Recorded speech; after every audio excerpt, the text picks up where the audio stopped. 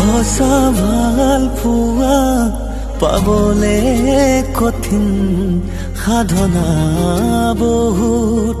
ভাৱনা বহু গধুৰ নীলা নীলা আকাশ চাবলে পাখ হঠাতে যাওঁৰে কৰেহি মোক বিভোৰ জানো ধুমুদাতে পৰে সকলোৱে ভাবি ভাবি ভাগৰে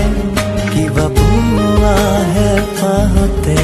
চকুলনি কৰে এনেকৈ প্ৰেম সকলোতে ভাবিছো বুজিলো নিজকে